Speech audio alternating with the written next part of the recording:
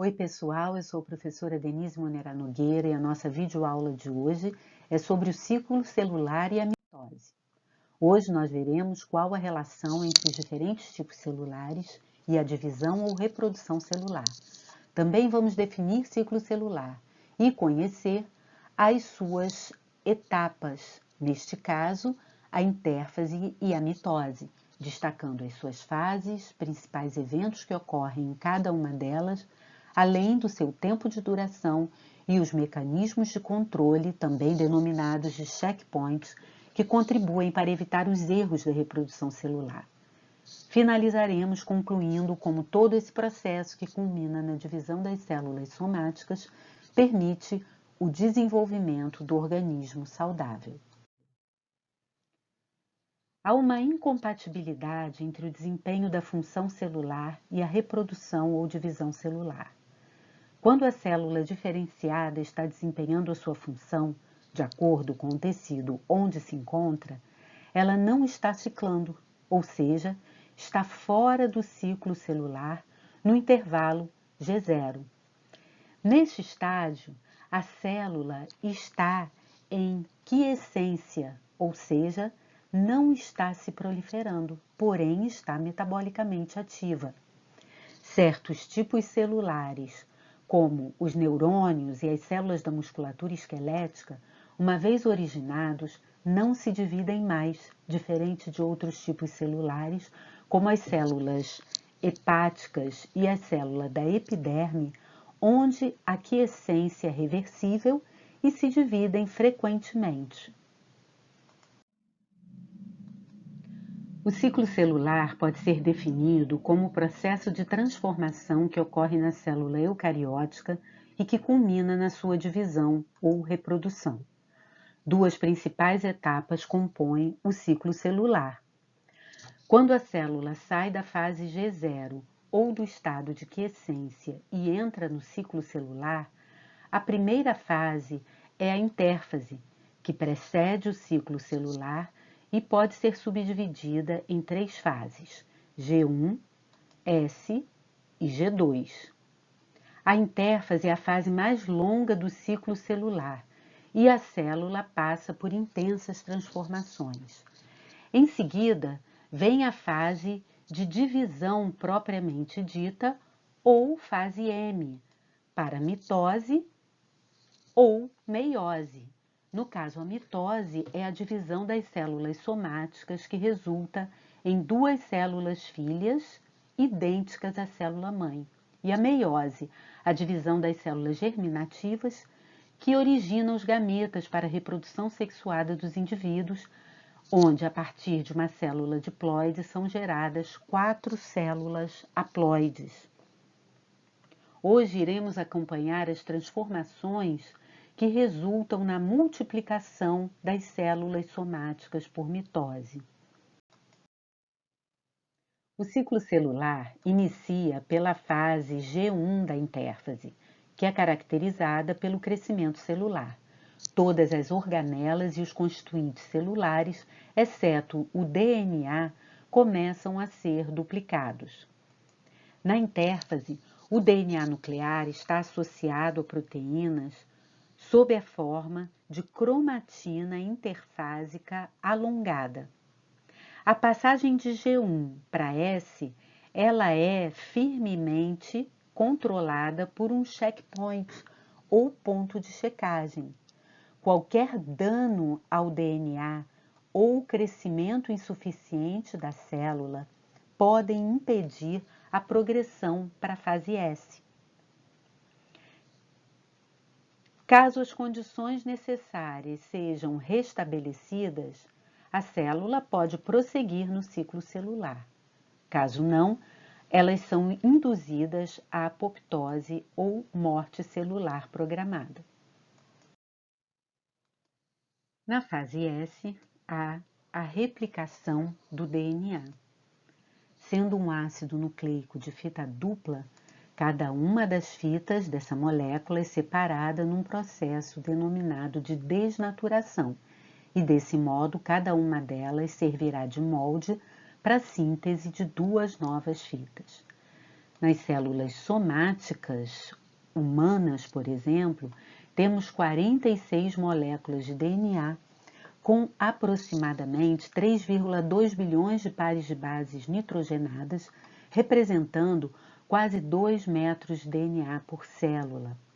Para que o processo de replicação seja rápido e eficiente, várias origens de replicação podem ocorrer e a replicação pode ocorrer em ambas as direções, sendo possível também a fusão dos replicons.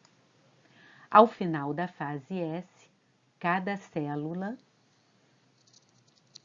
cromossomo terá sido duplicado e, embora não seja evidente, cada um contém 2 cromátides, ou seja, há 46 cromossomos, cada um com 2 cromátides.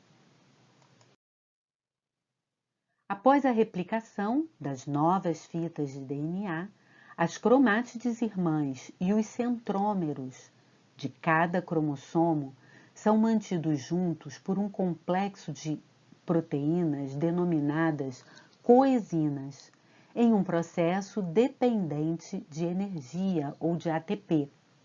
Embora a cromatina ainda esteja alongada e não seja possível visualizar as cromátides e o centrômero, esquematicamente eles podem ser visualizados desse modo. E aqui, unindo ambas as cromátides, inclusive a região do centrômero, nós teríamos as proteínas coesinas, que vão se manter assim até a metáfase da mitose. Concluída a replicação, a célula segue para a fase G2, onde ao final terá todos os seus constituintes duplicados. Porém, antes da célula seguir para a mitose, há o segundo checkpoint. Neste momento, o DNA é monitorado. Se a replicação não foi concluída ou houve dano ao DNA que não tenha sido reparado, o ciclo celular é detido até que as condições sejam corrigidas. Bem, e quanto tempo dura o ciclo celular? Muito do que se conhece do ciclo celular é baseado em estudos in vitro. A maior parte dos tipos celulares concluem o ciclo celular em 16 horas, ou seja, 5 mais 7, 12, mais 3, 15, mais 1, 16. A fase G1 dura em média 5 horas. É a fase mais variável entre os diferentes tipos celulares. A fase S, ou a fase de replicação, é a mais longa. E em média, a G2 dura 3 horas e a mitose, que é a fase que vamos falar a seguir, é a mais curta de todas, durando em média 1 hora. A primeira fase, a prófase, é a fase mais longa.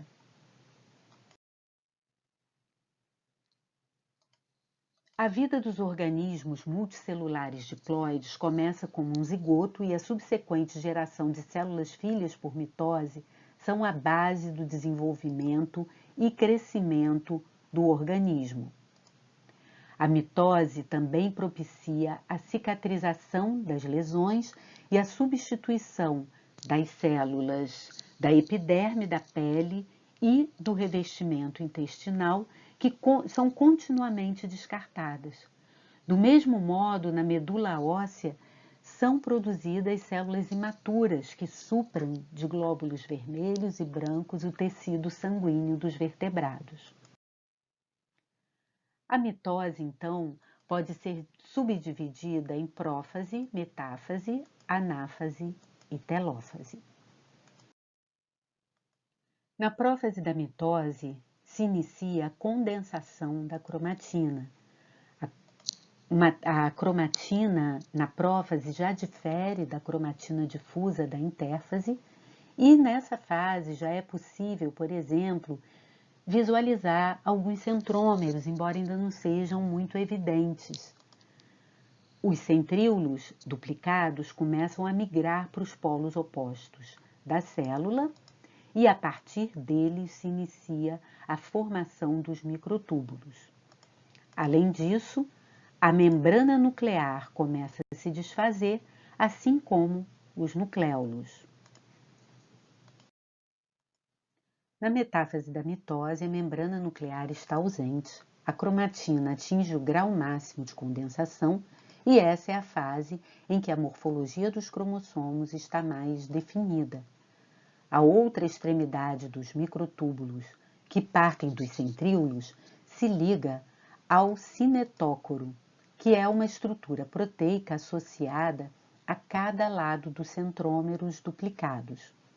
O número de microtúbulos ligados ao cinetócoro é variável. Em mamíferos, há de 30 a 40. Os microtúbulos são estruturas dinâmicas que alongam e encurtam como resultado da adição ou perda de tubulinas. Neste momento em que estão alongados, eles participam da migração dos cromossomos para o plano equatorial da célula. Estando os cromossomos bem alinhados no plano equatorial da célula e ligados às fibras do fuso, a coenzima, que une as cromátides irmãs, é clivada pela enzima separase, exceto nas regiões centroméricas. Desse modo, as cromátides irmãs são separadas, porém, os centrômeros permanecem unidos. Ao final da metáfase, todos os centrômeros de cada cromossomo estarão alinhados no plano equatorial da célula, também chamado de placa metafásica. Após o término da metáfase, é verificada a formação adequada das fibras do fuso mitótico, a ligação destas aos cinetócoros associados aos centrômeros. Havendo algo inadequado, a mitose é interrompida nesse checkpoint. Se tudo correu adequadamente, a próxima fase é a anáfase da mitose. Nesse momento, vai haver a separação dos centrômeros devido à clivagem do complexo de coenzinas ao seu redor, que é feito pela enzima separase. Isso permite a separação ou a disjunção das cromátides irmãs para os polos opostos. Cada centrômero, tracionado pelos microtúbulos, segue na frente em direção aos polos opostos da célula, e os braços dos cromossomos seguem atrás. Esse tracionamento das cromátides irmãs para os polos opostos é possível devido à remoção das proteínas tubulinas das fibras do fuso pelas proteínas motoras, que são encontradas em vários locais da célula em divisão. Os eventos da anáfase, eles são críticos para que cada célula filha tenha um conjunto idêntico de cromossomos. A não disjunção das cromátides resulta em número anormal de cromossomos nas células filhas. A última fase da mitose é a telófase. Ela inicia com um conjunto completo de cromossomos em cada polo da célula. Nas células humanas, 46 cromossomos estão presentes em cada polo. Ocorre a invaginação da região mediana da célula, que propicia a divisão do citoplasma em um processo denominado de citocinese. A membrana nuclear e o nucléolo se reorganizam, as fibras do fuso desaparecem, os cromossomos se descondensam e a cromatina se torna difusa novamente. Formam-se duas células filhas diploides ao final da mitose. Quando isso acontece, a célula pode se retirar do ciclo celular, se diferenciar e desempenhar sua função na fase conhecida como G0, quando ela entra em quiescência, ou ela pode novamente entrar no ciclo celular e se dividir novamente.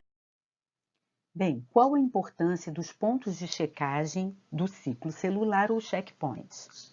Se houver qualquer dano ao DNA, levando a uma ou mais mutações que impeçam o funcionamento desse sistema, a célula, com qualquer alteração decorrente de alguma etapa mal sucedida nesse processo, ela iria se dividir de modo descontrolado, o que é característico da célula cancerosa. Por outro lado, se os checkpoints funcionam, a célula alterada pode ser removida da população de células em divisão, prevenindo uma potencial malignidade. Bom, hoje nós analisamos as fases do ciclo celular, intérfase e mitose. Conhecemos os processos que permitem a duplicação dos constituintes celulares do material genético e os sistemas de controle existentes, para que a partir da divisão de uma célula diploide, duas células diploides sejam geradas.